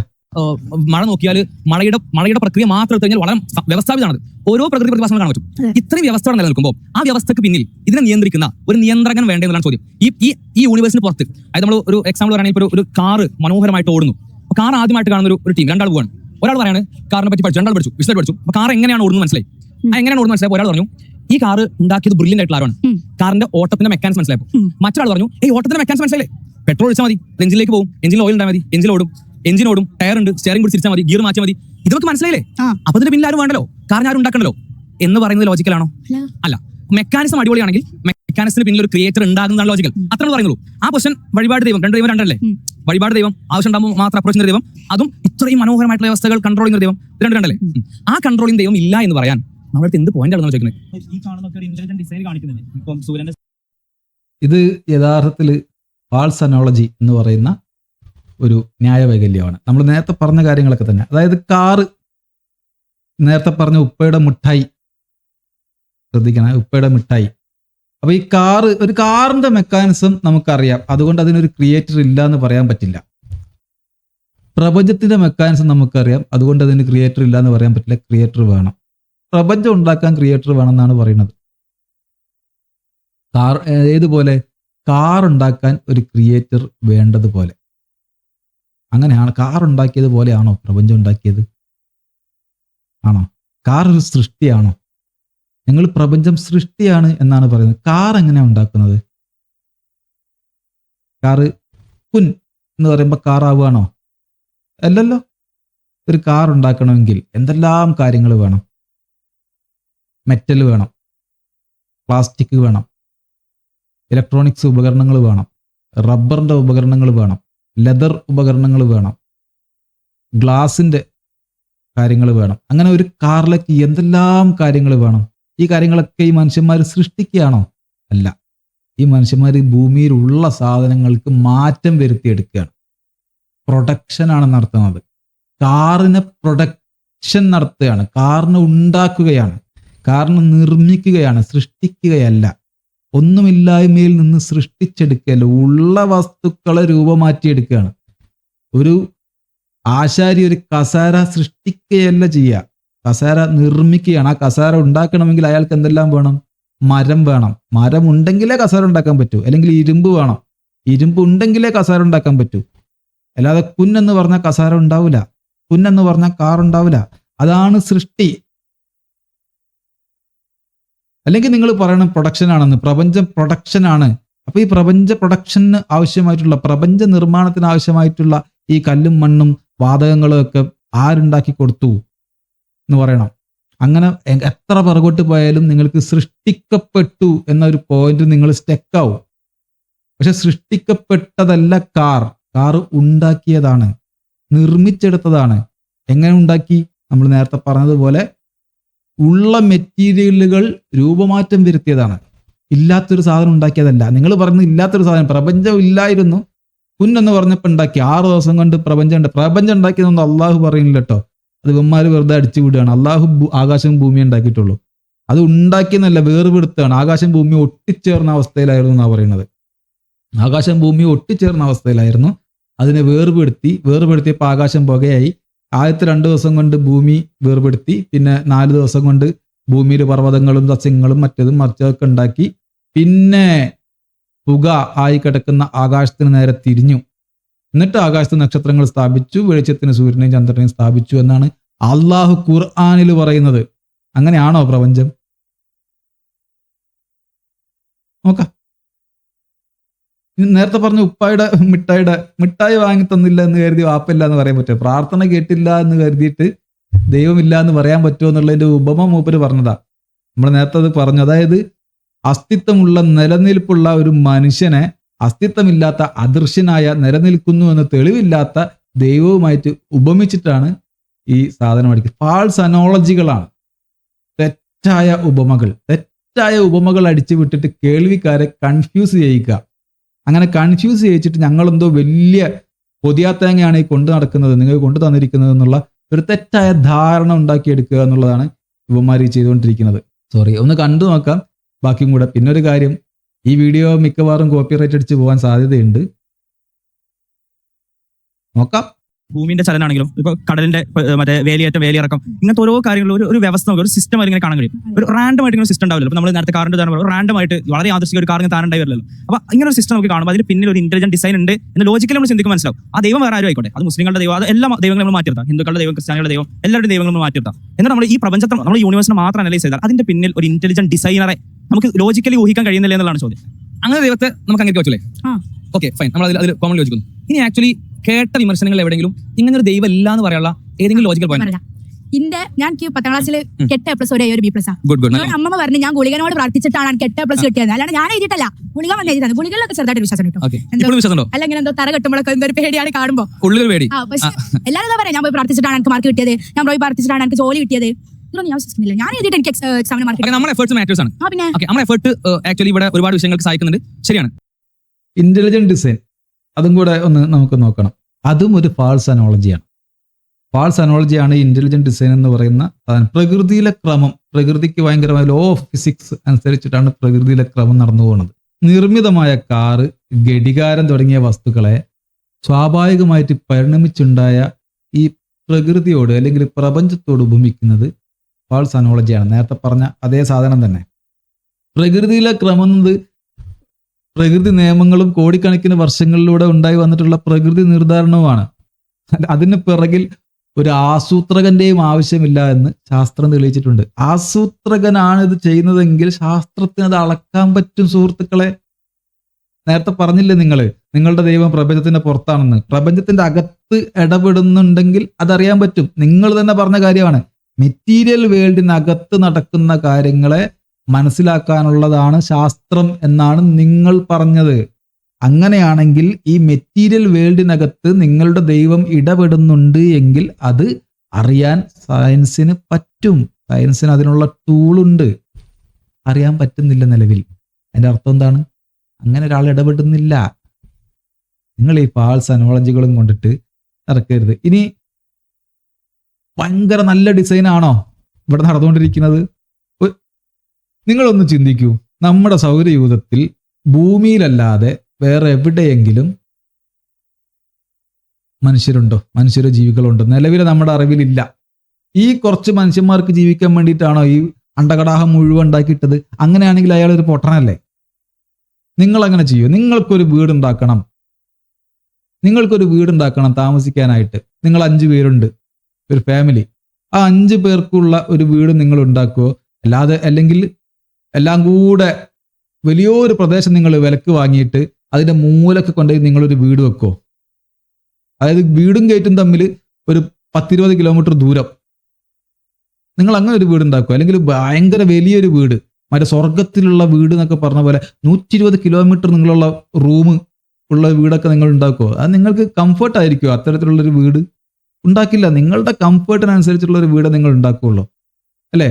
ഈ നിസ്സാരരായ മനുഷ്യന്മാർക്ക് താമസിക്കാൻ, മനുഷ്യന്മാർക്കും ജീവികൾക്കും താമസിക്കാനായിട്ടാണ് ഈ അണ്ടകടാഹം ഉണ്ടാക്കിയത് എന്നാണ് ഈ ദൈവത്തിന്റെ വക്താക്കൾ പറയുന്നത്. എന്തിനാണ് അതിന്റെ ആവശ്യം? ഇനി ഉണ്ടാക്കിയ ഈ ഭൂമിയിൽ തന്നെ, ഈ ഭൂമിയുടെ കാര്യം തന്നെ എടുത്തു നോക്കുക. ഭൂമി മനുഷ്യന് വാസയോഗ്യമാണോ? പൂർണ്ണമായിട്ടും ഭൂമിയുടെ 2/3 വെള്ളമാണ്. ആ വെള്ളത്തിൽ മനുഷ്യന്മാർക്ക് ജീവിക്കാൻ പറ്റില്ല. പിന്നെ ഉത്തര ധ്രുവങ്ങളിൽ അതികഠിനമായ ശൈത്യമാണ്, ജീവിക്കാൻ പറ്റില്ല. പിന്നെ ഉള്ളത് മരുഭൂമികളാണ്. വളരെ കുറച്ച് സ്ഥലത്താണ് മനുഷ്യന്മാർക്ക് സ്വാഭാവികമായിട്ട് ജീവിക്കാൻ പറ്റുക. ബാക്കിയുള്ള സ്ഥലങ്ങളിലെല്ലാം മനുഷ്യന്റെ കായിക ശേഷിയും ബുദ്ധിയും കൊണ്ട് താമസയോഗ്യമാക്കി എടുത്തതാണ്.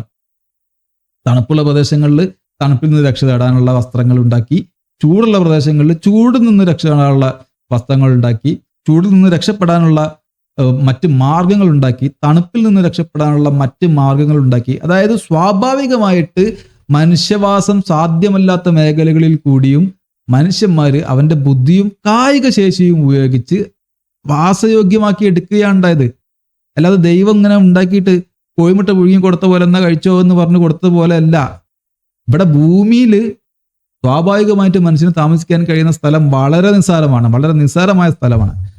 ബാക്കിയുള്ളവർക്ക് ഒന്നുകിൽ അതികഠിനമായ തണുപ്പ്, അല്ലെങ്കിൽ അതികഠിനമായ ചൂട്, മിതശീതോഷ്ണ മേഖലയൊക്കെ വളരെ ചുരുക്കമേ ഉള്ളൂ. എന്നിട്ടാണ് ഇവിടെ വന്നിരുന്നിട്ട് ഇമ്മാതിരി തള്ളുകളുണ്ട്. ഇനി എല്ലാം ഭയങ്കര നല്ല ഡിസൈനാണോ? പ്രപഞ്ചത്തില് പ്രശ്നങ്ങളൊന്നുമില്ല. ഏത് സമയത്തും ഈ നമ്മൾ കാണാറില്ലേ, കേൾക്കാറില്ലേ, ഉൽക്ക ഭൂമിയെ ലക്ഷ്യമാക്കി വരുന്നു. നല്ലൊരു ഡിസൈനർ അങ്ങനെ ചെയ്യുമോ? ഇടയ്ക്കിടയ്ക്ക് വലിയ കല്ലെടുത്തിട്ട് തൻ്റെ ഡിസൈനിന് നേരെ ഇങ്ങനെ എറിഞ്ഞുകൊണ്ടിരിക്കുമോ നല്ലൊരു ഡിസൈനർ? ചന്ദ്രനിലൊക്കെ ഉൽക്ക വീണിട്ടുണ്ടായിട്ടുള്ള പാടുകളാണ് നമ്മൾ ഇവിടെ നിന്ന് നോക്കുമ്പോൾ കാണുന്നത്.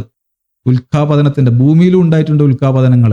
ഭൂമിയിൽ ഉൽക്കാപതനങ്ങൾ ഉണ്ടായിട്ട് ഒരുപാട് വംശനാശങ്ങൾ സംഭവിച്ചു പോയിട്ടുണ്ട്.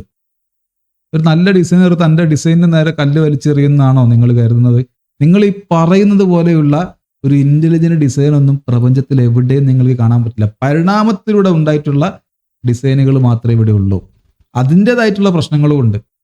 മനുഷ്യന്റെ ശരീരത്തിലാണെങ്കിലും മറ്റു ജീവികളുടെ ശരീരത്തിലാണെങ്കിലും നമുക്ക് അത്തരം പ്രശ്നങ്ങൾ കാണാൻ പറ്റും. ഇപ്പൊ കണ്ണിനൊക്കെ ഉണ്ടാകുന്ന തരത്തിലുള്ള പ്രശ്നങ്ങളുണ്ട്. Blind spot. ഒരു ഇന്റലിജന്റ് ഡിസൈനർ ബ്ലൈൻഡ് സ്പോട്ടുമായിട്ട് ഉള്ളൊരു കണ്ണുമായിട്ടൊരു മനുഷ്യനെ വിടുവോ? അല്ലെങ്കിൽ അപ്പൻഡിക്സ്, എന്തിനാണ് അപ്പൻഡിക്സ്? ഒരു മനുഷ്യന് എന്തിനാണ് അപ്പൻഡിക്സ്? ആവശ്യമില്ല, ആവശ്യമില്ലാത്തൊരു സാധനമാണ്. അത് ആവശ്യമുണ്ടായിരുന്ന ഒരു കാലം ഉണ്ടായിരുന്നു. അത് പിന്നീട് പരിണാമത്തിലൂടെ അത് ഇൻആക്റ്റീവായി, അതിൻ്റെ ആവശ്യമില്ലാതെ വന്നു. ഇന്ന് അപ്പൻഡിക്സ് ഇല്ലാതെ തന്നെ മനുഷ്യന് ജീവിക്കാം. അതുപോലെ തന്നെ വെസ്റ്റീജിയൽ ഓർഗൻസ്, ഈ അപ്പൻഡിക്സിന്റെ കാര്യം പറഞ്ഞതുപോലെ തന്നെ ഈ ജനറ്റിക് ആയിട്ടുള്ള രോഗങ്ങൾ ആളുകൾക്ക് വരുന്നു ജനിക്കുമ്പോൾ തന്നെ. ഒരു ബാഡ് ഡിസൈൻ അല്ലേ അത്? ഒരു ഇന്റലിജന്റ് ഡിസൈനർ തൻ്റെ ഡിസൈനിനെ ഈ ജനറ്റിക്കലായിട്ടുള്ള ഡിസോർഡറുകളുമായിട്ട് വിടുമോ? എന്തോരം കുട്ടികളാണ് ജനിക്കുന്നത്, എത്രയധികം കുട്ടികൾ ഈ ജനറ്റിക്കലായിട്ടുള്ള രോഗങ്ങളോടുകൂടി ജനിക്കുന്നു. വളരെ ചെറിയ പ്രായത്തിൽ മരിച്ചു പോകുന്നു, ക്യാൻസർ വരുന്നു, ട്യൂമറുകൾ വരുന്നു. ഒരു ഇന്റലിജന്റ് ഡിസൈനർ ഉണ്ടാക്കി വിടുന്ന ഐറ്റമാണോ ഇത്? അല്ല, ഇത് പരിണാമമാണിത്. എവല്യൂഷൻ മാത്രമാണ് ഇതിനൊക്കെയുള്ള ഉത്തരം. അല്ലാതെ ഇന്റലിജന്റ് ഡിസൈനർ എന്ന് പറയുന്ന വാദമേ പൊള്ളയായിട്ടുള്ള ഒരു വാദമാണ്. അത്തരം ഒരു ഇന്റലിജൻസ് പ്രപഞ്ചത്തിൽ എവിടെയും നിങ്ങൾ കാണാൻ പറ്റുന്നില്ല, എവിടെയില്ല. ഉണ്ടെങ്കിൽ നിങ്ങൾ പറയണം ഇത് ഇന്റലിജന്റ് ആണ് എന്ന് നിങ്ങൾ പറയണം. അങ്ങനെ തെളിയിച്ചു തരണം ഈ പരിപാടി നടക്കുന്നത് ഇന്റലിജന്റ് ആണ് എന്ന് നിങ്ങൾക്ക് തെളിയിക്കാൻ പറ്റുമെങ്കിൽ നിങ്ങൾ തെളിയിച്ചു തരണം. അങ്ങനെയാണ് ചെയ്യേണ്ടത്. അല്ലാതെ ചുമ്മാ ഈ എന്താ പറയാ ആളുകളെ കൺഫ്യൂസ് ചെയ്യിക്കരുത്. കേട്ടോ ഒക്കെ. ഇതിനർത്ഥം ഇപ്പൊ പറഞ്ഞ ഇത്രയും സിസ്റ്റം ഉണ്ടാക്കിയ ദൈവം ഇല്ല എന്ന് പറയാൻ ഒരു കാരണമോ? ഇല്ല. ആ ദൈവത്തിന് പുറത്തുള്ളൊരു എനർജി ഇല്ലേ? എനർജി അല്ല ദൈവം. ഡിസൈനർ. അതില്ല എന്ന് പറയാൻ ആക്ച്വലി എന്തെങ്കിലും വാലിഡേഷൻ നമുക്ക് കിട്ടിയിട്ടുണ്ടോ? ഇല്ല. അവിടെ നേരത്തെ പറഞ്ഞ ഇവിടെ കുറെ പ്രയാസങ്ങൾ നടക്കുന്നില്ലേ, ബുദ്ധിമുട്ട് നടക്കുന്നില്ലേ, ഇതൊരു റീസൺ ആണോ ആക്ച്വലി ദൈവം എന്ന് പറയാൻ? അല്ല. കാരണം അങ്ങനെ അപ്പോ ദൈവം ഉണ്ടായിരുന്നെങ്കിൽ പ്രയാസങ്ങൾ പാടില്ല എന്ന് പറയണമെങ്കിൽ ദൈവം പറയണം ഞാനുണ്ട്, ഞാൻ ആർക്കും പ്രയാസങ്ങൾ തരില്ല. ദൈവം അങ്ങനെ പറഞ്ഞിട്ടുണ്ടോ? പിന്നെ വിശ്വസിക്കുന്ന ഞാൻ ചോദിക്കുന്നത്. അതിലേക്ക് വരാം. ദൈവം അങ്ങനെ പറഞ്ഞിട്ടുണ്ടോ? ഇല്ല. ചെയ്തു തരാന്ന് പറഞ്ഞിട്ടില്ല. വിശ്വസിക്കാൻ പറഞ്ഞിട്ടില്ലേ? ആരാണ് ദൈവത്തെ വിശ്വസിക്കുന്നത്? മതവിശ്വാസികളാണല്ലോ. ആ മതവിശ്വാസികളുടെ മതത്തിൽ നിന്നാണ് നമുക്ക് ദൈവത്തെ കിട്ടുന്നത്. ആ മതത്തിൽ ദൈവം പറയുന്നില്ലേ തന്നെ വിശ്വസിക്കാൻ? ദൈവം ആരോടും ഒന്നും പറഞ്ഞിട്ടില്ല എന്ന് നിങ്ങൾ പറഞ്ഞു. അങ്ങനെയാണോ? പിന്നെ ദൈവം എങ്ങനെയാ പറയാ ചോദിക്കട്ടെ? ദൈവത്തിനോട് മനസ്സിലാക്കുന്നത്, ദൈവത്തെ എങ്ങനെ മനസ്സിലാക്കുക? ദൈവത്തെ എവിടെ വായിക്കുന്നത്, എവിടെ കേൾക്കുന്നത്, എവിടെ അറിയുന്നത്? മതങ്ങൾ എന്നല്ലേ? സിംപ്ലി മതങ്ങൾ എന്നല്ലേ? അല്ലേ? ആ മതങ്ങൾ പറയും ദൈവം, എസ്പെഷ്യലി ഇസ്ലാം പറയും ദൈവം. ആ ദൈവം ആക്ച്വലി നിങ്ങൾ എന്നെ അംഗീകരിക്കണം, എന്നെ വിശ്വസിക്കണം, അല്ലെങ്കിൽ ഞാൻ ഉണ്ട് എന്നുള്ളതുകൊണ്ട് ഇവിടെ ഒരു പ്രയാസം സംഭവിക്കില്ല, ഒരു ബുദ്ധിമുട്ട് സംഭവിക്കില്ല എന്ന് പറയുന്നില്ല. പക്ഷെ ദൈവം എന്നെ വിശ്വസിക്കാൻ പറയുന്നുണ്ട്. ദൈവം എന്നെ വിശ്വസിക്കാൻ പറയുന്നുണ്ട് എന്ന് ആര് പറഞ്ഞു? ദൈവം പറഞ്ഞു. ദൈവം പറയുന്ന ആര് പറഞ്ഞു? മുഹമ്മദ് പറഞ്ഞു. മുഹമ്മദ് പറയുന്ന ആര് പറഞ്ഞു? ഖുറാനിലുണ്ടല്ലോ. ഖുറാൻ ആര് പറഞ്ഞതാ? അള്ളാഹു പറഞ്ഞ. ദൈവം പറഞ്ഞാണ്. ഇങ്ങനെ വട്ടത്തിൽ കിടന്ന് ഇങ്ങനെ കറങ്ങ. സർക്കുലർ ആർഗ്യുമെന്റ് ആണ്. ന്യായ വൈകല്യങ്ങളാണ് ഈ അടിച്ചു വിടുന്നത്, അറിയണില്ല. ന്യായ വൈകല്യങ്ങളാണ് ഈ തള്ളി മറിക്കുന്നതെന്ന് അറിയുന്നില്ല. അത് മനസ്സിലാക്കാനുള്ള ബോധമില്ല. സർക്കുലർ റീസണിങ് ആണ്. നിങ്ങൾ തെളിവുകൾ ഉണ്ടെങ്കിൽ പുറമേ നിന്നൊരു തെളിവ് കൊണ്ടുവന്ന് കാണിക്കുന്ന സുഹൃത്തുക്കളെ. നിങ്ങൾ ഈ സർക്കുലർ ആർഗ്യുമെന്റും ഫാൾസ് അനോളജിയും വെച്ചിട്ട് എത്ര കാലം, ഫാൾസ് ഡെലേമൈ പോലെയുള്ള ഈ ലോജിക്കൽ ഫാലസീസ് വെച്ച് ഞാൻ എത്ര കാലം നിങ്ങൾ മുമ്പോട്ട് പോകും? നിങ്ങളുടെ ദൈവത്തിനെ സ്ഥാപിച്ചെടുക്കാൻ നിങ്ങൾക്കൊരു തെളിവ് പോലും ഹാജരാക്കാനില്ലേ സുഹൃത്തുക്കളെ? ഇമാതിരി ഊളവാദങ്ങളല്ലാതെ, ഇമാതിരി ഉടായ്പ വാദങ്ങളല്ലാതെ ഒരു കൺകറന്റ് ആയിട്ടുള്ള ഒരു തെളിവ്, ഒരു കോൺക്രീറ്റ് ആയിട്ടുള്ള ഒരു തെളിവ്, ഇതടാ തെളിവ് എന്ന് പറഞ്ഞിട്ട് വെക്കാൻ നിങ്ങൾക്ക് ഒരു തെളിവുണ്ട്? വെറുതെ കുറെ വിടുവായത്തം പറയാ, കുറെ ന്യായവൈകല്യങ്ങൾ അടിക്കാന്നല്ലാതെ ഒരു തെളിവ് ഹാജരാക്കാൻ നിങ്ങളെ കൊണ്ട് പറ്റാത്തത് എന്തുകൊണ്ടായിരിക്കും? സിമ്പിളാണ്. ഇല്ല. ഉണ്ടെങ്കിൽ പറ്റിയേനെ. ദൈവം ഉണ്ടെങ്കിൽ പറ്റിയേനെ. ദൈവം ഇല്ലാത്തത് കൊണ്ടാണ് ഇങ്ങനെ കിടന്ന് കറങ്ങേണ്ടി വരുന്നത്. ഓക്കെ, കേട്ടോ? ഓക്കെ. ദൈവം എന്നെ ആരാധിക്കാൻ പറയുന്നുണ്ട്. കാരണം ഞാനാണ് നിങ്ങൾ സൃഷ്ടിച്ചത്. ആ ദൈവം പറയുന്നുട്ടോ. ആ ദൈവം പറയുന്നു ഞാനാണ് നിങ്ങൾ സൃഷ്ടിച്ചത്. വ്യക്തമായ തെളിവുകൾ ആ ദൈവം നൽകിയതിനു ശേഷം പറയും ഞാനാണ് നിങ്ങൾ സൃഷ്ടിച്ചത്, നിങ്ങൾ എന്നെ ആരാധിക്കണം, നിങ്ങൾ എനിക്ക് കീഴ്പ്പെടണം, നിങ്ങൾ മരണത്തിന് ശേഷം നിങ്ങൾ എന്നിലേക്ക് അടുപ്പിക്കപ്പെടും. പക്ഷേ ആ ദൈവം പറയാത്ത കാര്യം നമ്മൾ ദൈവത്തിന്റെ പേര് വിശ്വസിക്കുന്നു. ദൈവം ഒരിക്കലും ഇവിടെ ഒരു ബുദ്ധിമുട്ടുണ്ടാവില്ലെന്ന് പറഞ്ഞിട്ടില്ല. ഒരു പ്രയാസം ഉണ്ടാവില്ല പറഞ്ഞില്ല. നേരത്തെ ചൂരൽമല തന്നെ ഒരു അപകടം ഉണ്ടാവില്ലെന്ന് പറഞ്ഞില്ല. എല്ലാ പ്രശ്നത്തിനും കൂടെ ഉണ്ടാവും എന്നൊക്കെ പറയുന്നില്ല. അതിനാണ് ക്ലാരിഫിക്കേഷൻ വേണ്ടത്. കാരണം മതവിശ്വാസികൾ പോലും അങ്ങനെ വിശ്വസിക്കുന്നില്ല. ഞാനൊരു കാര്യം പ്രാർത്ഥിച്ചാൽ അത് എന്തായാലും ദൈവം അതന്നെ ഞാൻ ചോദിച്ച കാര്യം തന്നെ എനിക്ക് നൽകും എന്ന് മതവിശ്വാസികൾ വിശ്വസിക്കുന്നില്ല. അതുകൊണ്ടാണ് ആ ഒരു ആർഗ്യുമെന്റ്. അതിലൊരു വ്യത്യാസമല്ലേ, നമുക്കിത് ഓവർലാപ്പ് ആയിക്കാണ്. നമ്മൾ മായാവി അല്ലെങ്കിൽ ഒരു ബാലരമ കഥകൾ, ആ പുരാണ കഥകൾ, ഈ കഥകൾ കേട്ട് നമ്മൾ മനസ്സിലാൽ ദൈവം എന്ന് പറഞ്ഞാൽ ഒരു സന്യാസി രാത്രി ഇരിക്കുന്നു, ധ്യാനിക്കുന്നു, അപ്പോൾ മുന്നിൽ പ്രത്യക്ഷപ്പെടുന്നു, വരം തരുന്നു. ഇത് മനസ്സിൽ സേവ് ആയതുകൊണ്ടാണ്. എപ്പിക്യൂറിയൻ ഡയലേമ എന്ന് പറഞ്ഞിട്ടുള്ളൊരു കാര്യമുണ്ട്. അതായത് എപ്പിക്യൂറിയൻ എന്ന് പറയുന്ന ഒരു ഗ്രീക്ക് ഫിലോസഫർ പുള്ളി മുമ്പോട്ട് വെച്ചാണ്. കാരണം മതങ്ങൾ മുമ്പോട്ട് വെക്കുന്ന ദൈവം എന്ന് പറയുന്നത് സർവശക്തനും സർവജ്ഞാനിയും കാരുണ്യവാനും സ്നേഹനിധിയുമാണ്. ഇതിൽ വിശ്വാസികൾക്ക് യാതൊരു സംശയവും ഉണ്ടാകില്ല എന്നാണ് ഞാൻ മനസ്സിലാക്കുന്നത്. മതങ്ങൾ മുമ്പോട്ട് വെക്കുന്ന ദൈവം സർവശക്തനാണ്, സർവജ്ഞാനിയാണ്, കാരുണ്യവാനാണ്, സ്നേഹനിധിയാണ്, കരുണക്കടലാണ്. അങ്ങനെയുള്ള ഒരു ദൈവം നിയന്ത്രിക്കുന്ന ഒരു ലോകത്ത് ഒരാൾക്കും ഒരു ദ്രോഹവും ഒരു ദുരന്തവും ഉണ്ടാകാൻ പാടില്ല. ഞാനൊരു സർവശക്തനായിരുന്നുവെങ്കിൽ, ഞാനൊരു സർവജ്ഞാനിയായിരുന്നുവെങ്കിൽ, ഞാനാണ് ഈ ഭൂമിയെ സൃഷ്ടിച്ചത് അല്ലെങ്കിൽ ഞാനാണ് ഈ പ്രപഞ്ചം സൃഷ്ടിച്ചത് എങ്കിൽ, ഞാനൊരു സ്നേഹനിധിയായിട്ടുള്ളൊരു ദൈവമായിരുന്നുവെങ്കിൽ ഞാൻ ഒരിക്കലും എൻ്റെ സൃഷ്ടികളെ ദ്രോഹിക്കുമായിരുന്നില്ല.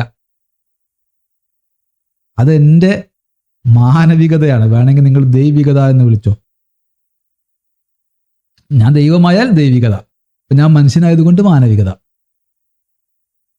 നമുക്ക് പറ്റുമോ ഒരു ദയുള്ള ഒരു മനുഷ്യന് എന്നിട്ട് മേലെ ഇരുന്ന് കണ്ട് രസിക്കുകയാണ്, എന്നിട്ട് അത് പരീക്ഷണമായിട്ട് സ്വർഗത്തിൽ എന്ത് ഉണ്ട കൊടുത്തിട്ട് എന്താ കാര്യം?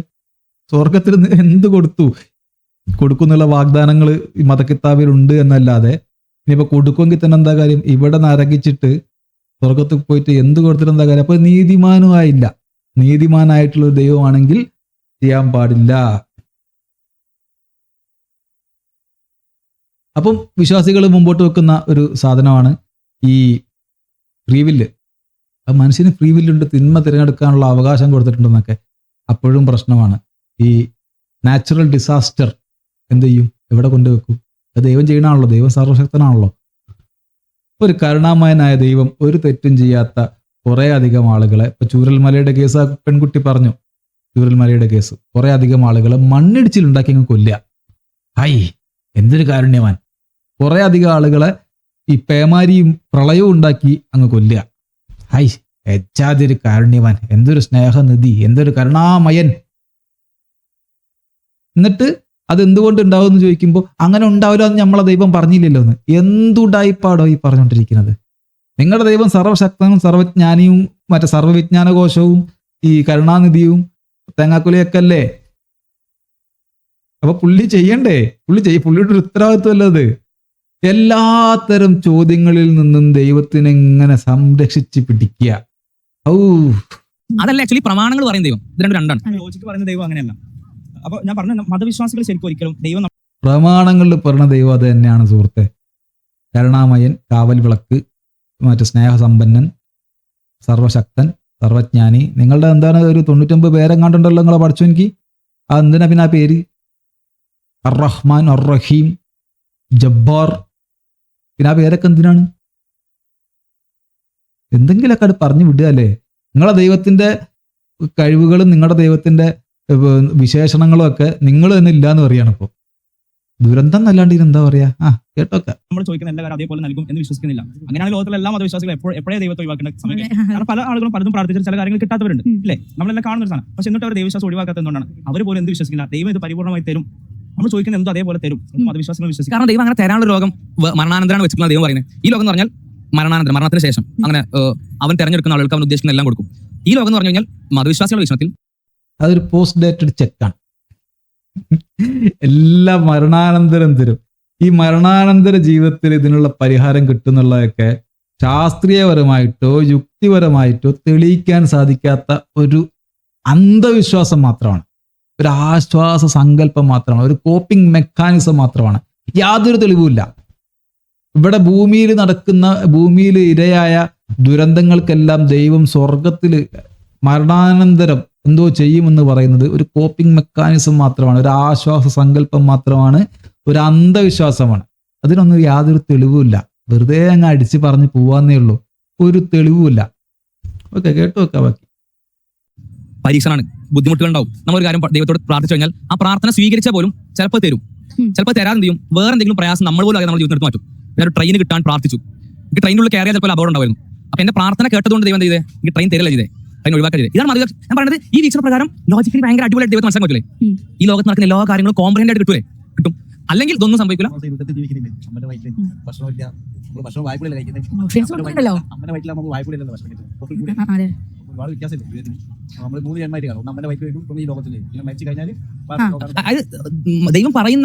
ദൈവം നമ്മളോട് പറയുന്ന ജീവസങ്കൽ പ്രകാരം ആക്ച്വലി ഇത് വളരെ കോംപ്രഹെൻഡ് ആണ്.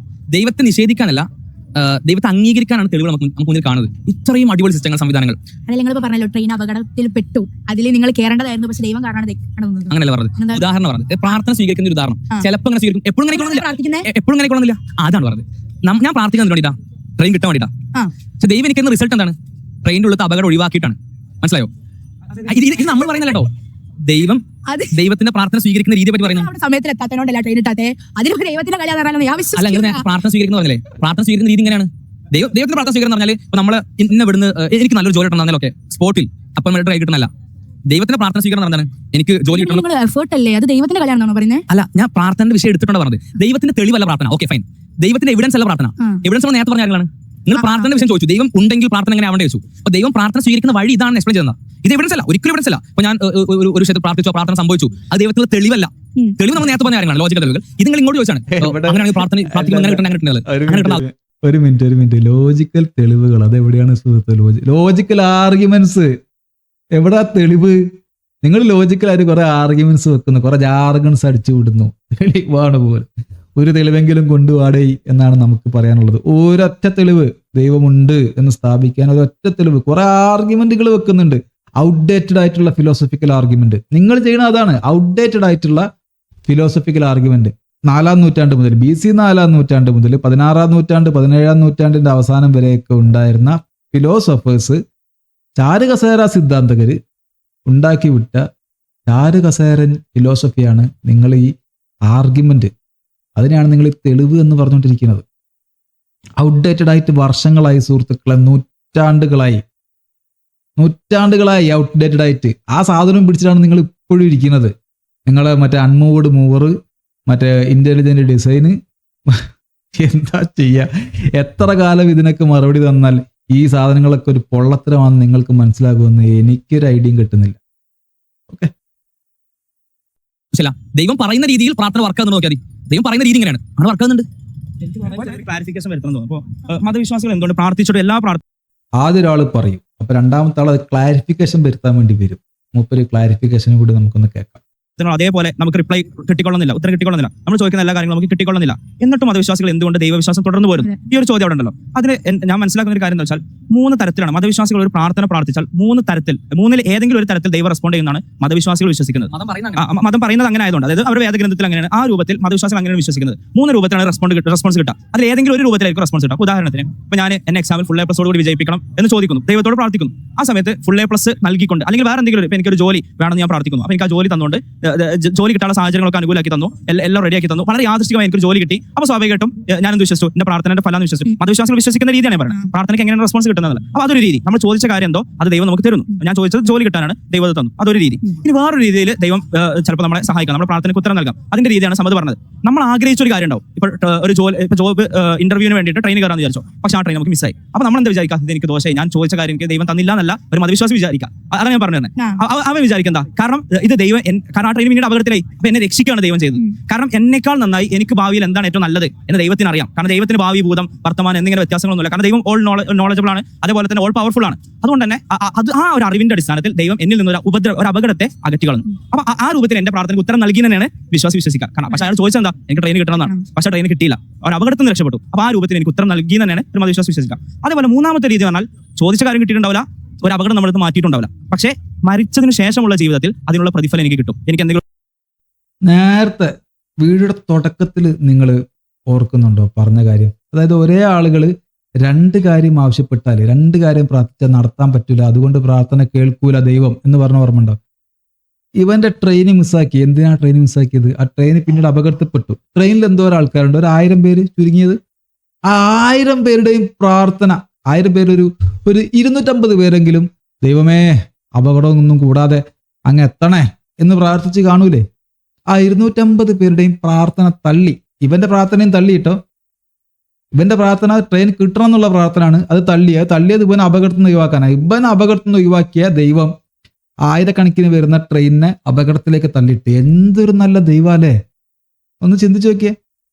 ഒരു കഥയുണ്ട് പണ്ട്. ഞാനൊരു ചെറിയൊരു കഥ പറഞ്ഞുതരാം, നിങ്ങൾ കേട്ട് കാണാം. ഒരു ബസ് ഡ്രൈവർ ബസ് ഓടിച്ചുകൊണ്ടിരിക്കുകയാണ്. ഒരു ചുരം റോഡാണ്, ഒരു ഘാട്ട് റോഡാണ്. അപ്പം ബസ് ഓടിച്ചുകൊണ്ടിരിക്കുമ്പോൾ പെട്ടെന്ന് ഇറക്കം ഇറങ്ങുമ്പോൾ പെട്ടെന്ന് ബ്രേക്ക് പോയി. വണ്ടിയുടെ ബ്രേക്ക് പോയി. 40-45 പേരുണ്ട് ബസ്സിൽ. അപ്പോൾ വണ്ടിയുടെ ബ്രേക്ക് പോയി. വണ്ടി ചുരത്തിന്റെ പൊക്കയിലേക്ക് മറിയാനുള്ള ഒരു അവസ്ഥയിൽ നിൽക്കുമ്പോൾ ഈ ഡ്രൈവർ എങ്ങനെയോ വണ്ടിയെല്ലാം വെട്ടിച്ച് എങ്ങനെയോ ഈ വണ്ടി അങ്ങ് നിർത്തി. ഈ ബസ് അങ്ങ് നിർത്തി. അപ്പോൾ ബസ് ഇങ്ങനെ തൂങ്ങി നിൽക്കുകയാണ് കൊക്കയിലേക്ക് ഇങ്ങനെ തൂങ്ങി നിൽക്കുകയാണ്. ഒരു മറ്റേ ഈ പപ്പു പറഞ്ഞ പോലെ ഒരു എലിമീശ വണ്ണത്തിന് അങ്ങോട്ടോ ഇങ്ങോട്ടോ പോയിരുന്നെങ്കിൽ ബസ് കൊക്കയിൽ പോയേനെ. അപ്പം ഇങ്ങനെ തൂങ്ങി നിൽക്കുക. അപ്പം എല്ലാവരും ബസ്സിലിരിക്കുന്ന എല്ലാവരും ആശ്വാസം കൊണ്ട് ദൈവം രക്ഷിച്ചു എന്ന് ബസ്സിനുള്ളിൽ ഇങ്ങനെ പറയാൻ തുടങ്ങി. അപ്പൊ ഈ ഡ്രൈവർ ചോദിച്ചു, ഞാനല്ലേ നിങ്ങളെ രക്ഷിച്ചത് ചോദിച്ചു. അപ്പോൾ ഈ യാത്രക്കാർ 40-45 പേരുണ്ട്. ഈ 40-45 പേർ പറഞ്ഞു, ഡ്രൈവർ അടക്കം രക്ഷിച്ചത് ദൈവമാണ്. ദൈവം ഭയങ്കര ശക്തനാണ്. ഇത് കേട്ടപ്പോൾ ഇയാൾക്ക് ഭയങ്കരമായിട്ട് പ്രയാസമായി, നിരാശ. ഇയാൾ എന്ത് ചെയ്തു? ബ്രേക്കിന്റെ മുകളിൽ കാലെടുത്തിട്ട് വണ്ടിയുടെ പുറത്തേക്ക് റോഡിലേക്ക് ചാടി. ഇനിയും നിങ്ങൾ ദൈവത്തിനോട് എന്നെ രക്ഷിക്കാൻ പറഞ്ഞു എന്നും പറഞ്ഞുകൊണ്ട് മൂപ്പര് പുറത്തേക്ക് ചാടി. ബസ് കൊക്കയിലേക്ക് മറിഞ്ഞു. 40-45 പടായി. ഇതാണ് വിശ്വാസിയുടെ ഒരു മൈൻഡ് സെറ്റ്. ഇതാണ് മനസ്സിലായി. ഞാൻ കഥ പറഞ്ഞ നിങ്ങൾക്ക് മനസ്സിലായത് പോലും. ഓക്കെ. അപ്പോൾ ഈ വിഷയത്തിൽ ഇപ്പോൾ ദൈവം പ്രാർത്ഥന കേൾക്കുന്നു പറഞ്ഞുകൊണ്ട് 3 കാര്യങ്ങൾ പറഞ്ഞ ഈ വിഷയത്തിൽ 2 ലോജിക്കൽ ഫാലസീസ് അടങ്ങിയിട്ടുണ്ട്. ഒന്ന് confirmation bias, 2 Texas sharp shooter fallacy. 2 അടങ്ങിയിട്ടുണ്ട്. ഒന്നൊന്നല്ല, 2.